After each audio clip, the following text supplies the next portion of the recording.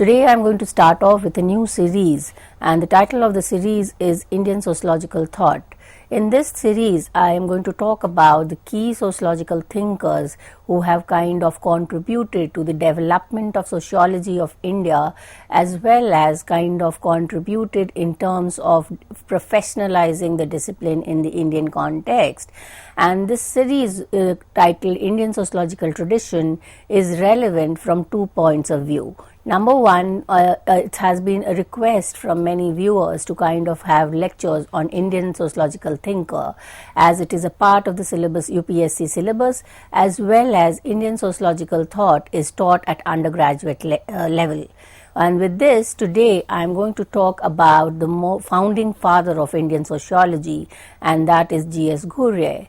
This lecture is divided into 2 parts. In the first part of the lecture, I will talk about the work and life of G.S. Ghurye, his biography, his education, the way in which he kind of contributed to setting off the Department of Sociology at Bombay University, and contributed over a period of number of decades in terms of books, articles, and producing a large number of sociologists like M.N. Srinivas.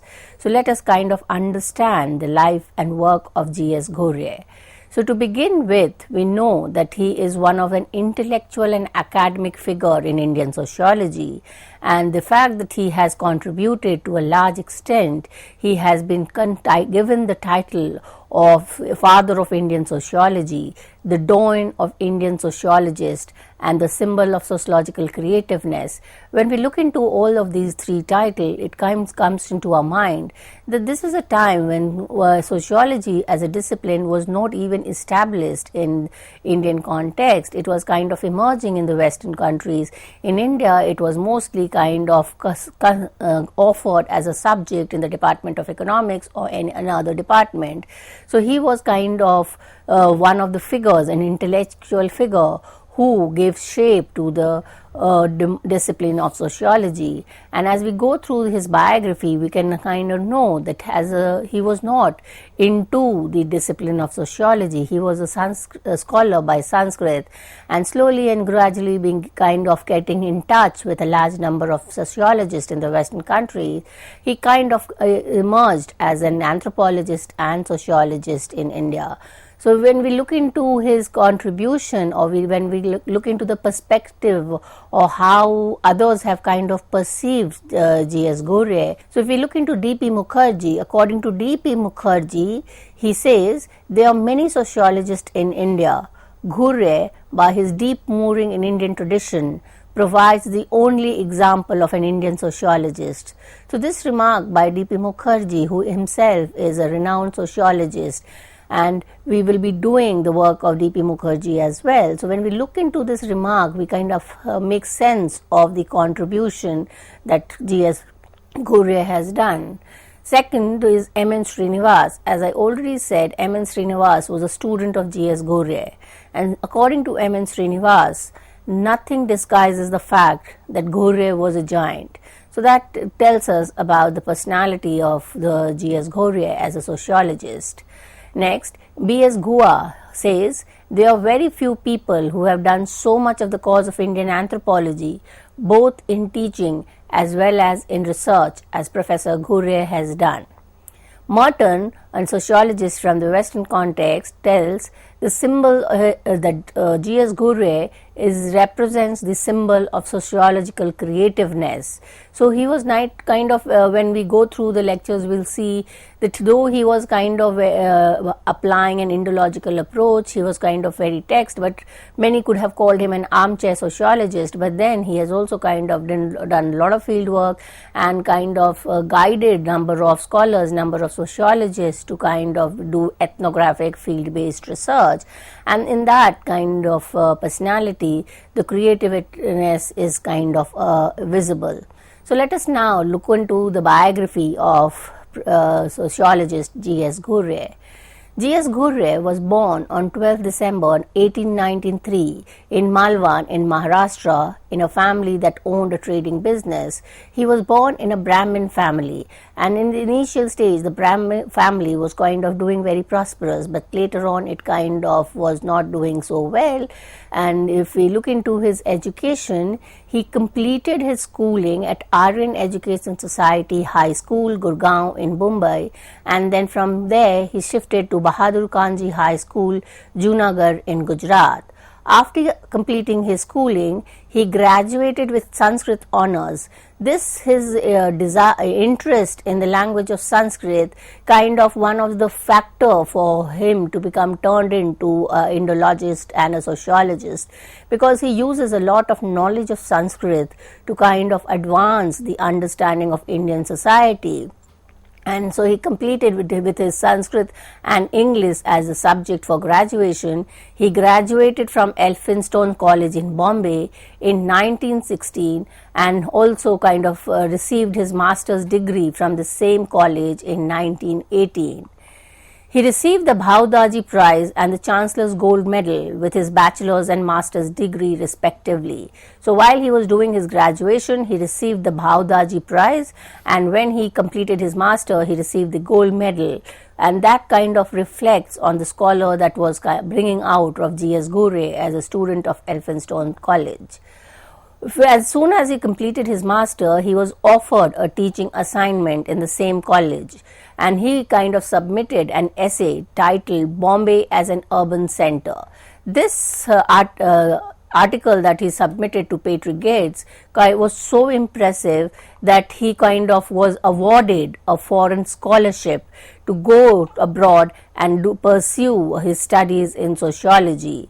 So this foreign scholarship that he got was instituted by the University of Bombay, and this was a time when the discipline of sociology was just kind of emerging, and this award was by the government in order to ensure that more and more young minds got trained in the discipline of sociology. So they were sent abroad to London School of Economics, where Ghurye initially worked with L.T. Aubhaus, another name in the discipline of sociology. In 1923, Ghurye submitted his doctoral research, and the title of his Ghurye research was Caste and Race in India. Initially, he was under the guidance of W.H. River, who was an evolutionary and diffusionist perspective in anthropology, but just before the submission of PhD thesis, River had expired, and this kind of brought a little bit of psychological disturbance on Ghurye. But that did not deter him, and he completed his PhD under the supervision of A.C. Haddon, another prominent name in anthropology of the time. So his work, which he did as a part of his PhD, was on caste and race in India, and this was published when he returned to India as a book in 1924. And it is not to mention that this text, which is Caste and Race, is a very prominent text which helps us to understand the distinction of caste and race from an Indological perspective. This text is prescribed as an important reading in all undergraduate students because it gives us a kind of a different perspective on what is caste, different from kind of large amount of Orientalist perspective which was there at that point of time. In the later lectures, I will be dealing in detail about these books and discuss what G.S. Ghurye tells us about caste and race. But as of now, let us try to understand his biography, his education and his work. So to go back, when this was the year when he came back to India after completing his PhD, he was offered the headship, that is, he succeeded Patrick Gates, who was the head of the Department of Sociology in University of Bombay.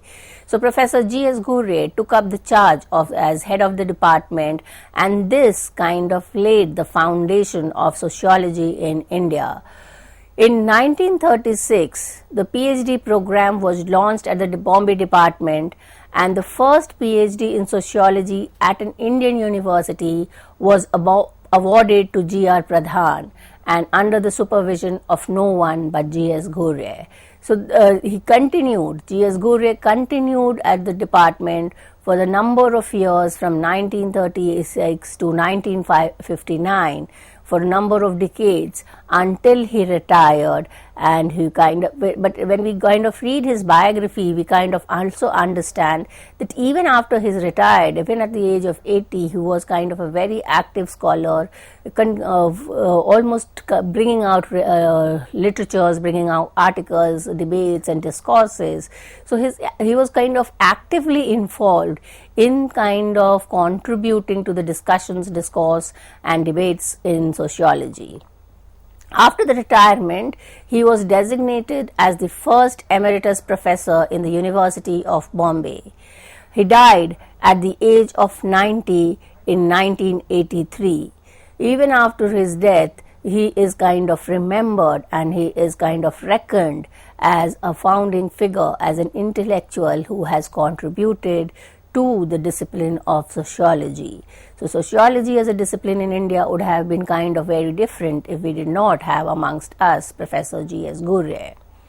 Now when we look into his emergence of a sociologist, we need to look into 2 or 3 factors, and that is one of the major factor for understanding the work of G.S. Ghurye is to understand the influence of Sanskrit as a language. Sanskrit was kind of a language which he was kind of very closely attached to. As I already said, he completed his graduation in the language of Sanskrit, and in his matriculation exam he had offered Sanskrit as his second language. His interest for Sanskrit grew as a result of his contact with Professor Joshi, an eminent teacher in Sanskrit. In his graduation at Elphinstone College with honors in Sanskrit, he achieved the Bhavdasi Prize, which was considered as the blue ribbon of Sanskrit competence in the university.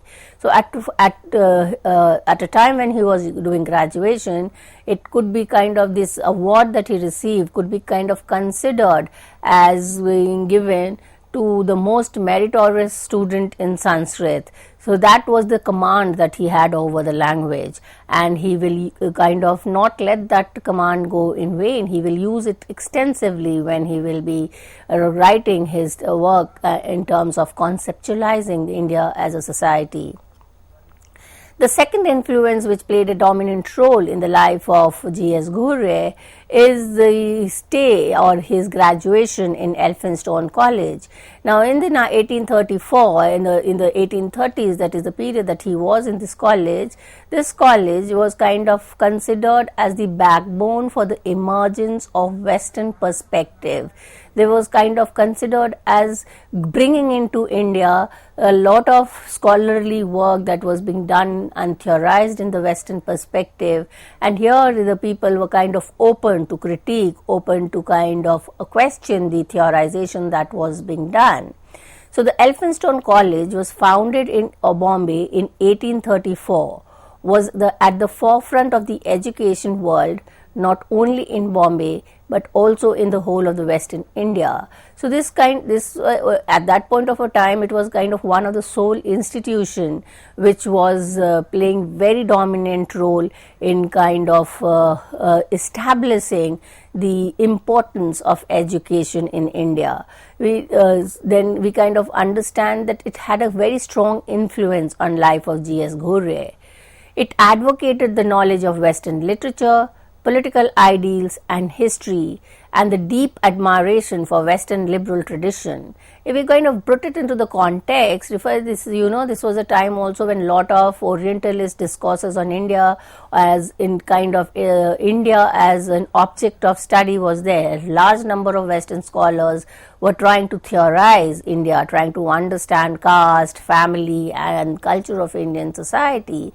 So most of the time this kind of also a perspective where people have kind of arrived at that the Orientalist perspective was based on a Western model. It was based on the admiration of liberal tradition, and it is from here, Elphinstone College, that such a kind of an discourse was kind of coming into Indian context.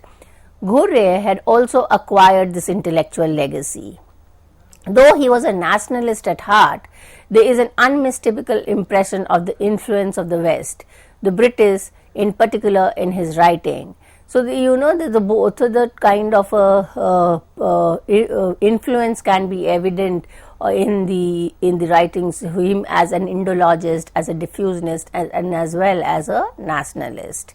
So, when we look into the influence of the idea of nationalism or nationalist in Ghurye, we realize that the emphasis on European classical past at Elphinstone College instilled the search for one's own past and tradition, and this is very important.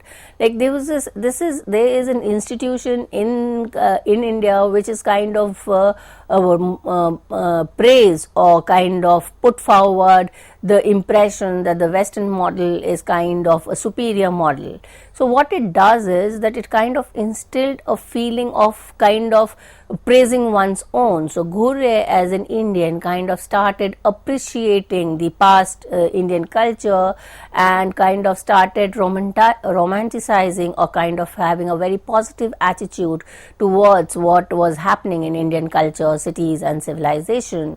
So when we kind of see this influence, it made Ghurye search or kind of look for the positivity in Indian culture and society. So all three, that is the knowledge of Sanskrit, religious text, awareness of Western ideologies of science and liberal thought, which he acquired at Elphinstone College, and the love for one's own culture, that is a nationalist feeling, like he had a nationalist mind. When we see all his work, all the three are evident in his work, and the number of work that he has done in his life course reflects an equal contribution of these three. Bombay and Pune were the centers for Orientalist discourses that influences Ghurye work. So as I already said that at that point of time there were a lot of Orientalist debates and discourse about India, where India was being studied as an object only with reference to the Western context, and people like Ghurye comes in to kind of critique, kind of question, and starts kind of providing a theory which is kind of more indigenous. It's based on knowledge of one's own society rather than comparing it with a Western society. The most important influence on the life of W.H. River has been the influence of W.H.R. River, under whose guidance Ghurye was underdoing his PhD work. And if we look into, initially Ghurye had gone to London to pursue a diploma course in social welfare and sociology. To recall, he got a scholarship from the government to kind of get trained as a sociologist, and therefore he had gone there to pursue a welfare and sociology course which was headed by Professor Harvick. But he was not kind of very impressed there, and he soon went to Cambridge, and at Cambridge he met W.H. Rivers, who kind of had a very long-lasting influence on, and it is kind of helped Ghurye to develop his own sociology. And when we read, we see a very strong impact of diffusionism of River in his work. So it was under the influence of River that Ghurye came to the conclusion that anthropological approach to sociology was the most appropriate one. We also need to keep in mind that this was also a time that the two disciplines were emerging, anthropology and sociology, and there were a lot of discourses in the West where anthropology and sociology was considered as separate from each other. Anthropology a study of other society, sociology a study of one's own society. But when we come to India, this distinction between anthropology and sociology was not very relevant, because most of the sociologists at that point of time were using an anthropological method to study Indian society, and this is the best evident in the work of G.S. Ghurye. When we look into his contribution, we know that he has been a prime mover in the formation of Indian Sociological Society in 1952, and he was also instrumental in the publication of its mouthpiece, that is the first sociological journal which was published by the Indian Sociological Society titled Sociological Bulletin. This is kind of remains as a very important journal which brings in debates and discourses from across the country, and it is published biannually by the society. Ghurye had been engaged in building up single-handedly the entire first generation of Indian sociologists in post-independent period. When we look into his students, most of his PhD students were successful and kind of got established as sociologists in different departments in different parts of the country, and they all turned out to produce a large number of sociological texts, and that is the building of the foundation by G.S. Ghurye. Ghurye was the principal architect of the Department of Sociology of Bombay University and produced a batch of renowned scholars, and not to mention Professor M.N. Srinivas. When we look into the significance, he's done almost over a period of more than 50 years his work. So when we look at and analyze in terms of the significance or what kind of influence it has on Indian sociology, we see that it is very important to look into two roles. Number one, his role in promoting and directing the course of research in diverse fields of Indian society. And here he played a multiple role as a teacher, as an institution builder, and as a scholar. So remember, this is very important that all the three were kind of found in him.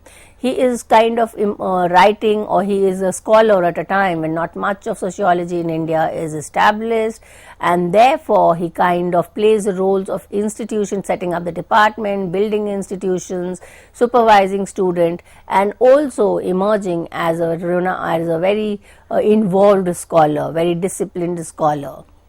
The second role that we need to look into in order to understand the significance of his work is his own substantive writing, his theoretical postulates, his vision of the role of sociology, etc. So while he is documenting on the culture, civilization, and other aspects of Indian society, he is also engaged in building a theoretical perspective and a perspective which would be different from what we had been getting in terms of an Orientalist discourse. So this theory building was very important when we look into the work of G.S. Ghurye.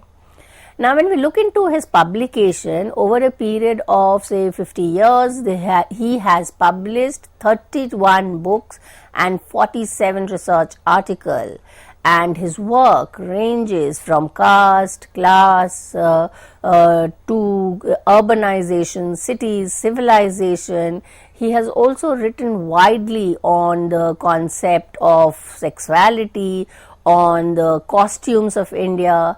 And when we look into his later part of his life, he has written a lot on the political debates and kind of looking into the debates of what was happening in Northeast India, what was kind of in terms of understanding politics, in terms of understanding sexual relation between man and women. So we have a wide ranging kind of work that is evident from his writings. To here we can just look into some of the books that has been published. As I already said, the most prominent publication was his PhD thesis, which was published as Caste and Race in India. He has also written on the kind of the burning cauldron of Northeast India. This was talking about what was happening in terms of the conflict which was a part of Northeast India. The third text that he has written is on Indian sadhus. So we see the divergence in terms of the text that he has written. Along with caste, class, and occupation, he has also written a text on the scheduled tribes of India. And he another important text which was written by G.S. Ghurye is Rajput architecture. Then he has also written on God and men. So we see there is a kind of understanding of economy, of society, caste, class, and also religion. His text, which is God and Men, it is very important in order to understand the relation between religion and society, as it talks about in detail how one establishes a relation between the with the worshipper and the worship. Caste is also kind of writing on Indian costumes. He has written on Bharatnatyam and the costume. He has written a text called Religious Consciousness. And as I already said, he's also a wide-ranging text. He's written on family and kin, cities and civilization, culture and sociology. Culture and civilization. I am not I and other exploration. The legacy of Ramayana, anatomy of rural-urban community, Indian acculturation, Vedic India, Wither India. So, caste, class and occupation, the Occidental civilization. So, it is a kind of, we see a person kind of writing in a wide range of topics and covers the entire socio, cultural, economic, political understanding of society of India. So, in order to understand the biography and the life and work of G.S. Ghurye, there are certain references which has been mentioned by A.R. Mobin, The Legacy of G.S. Ghurye.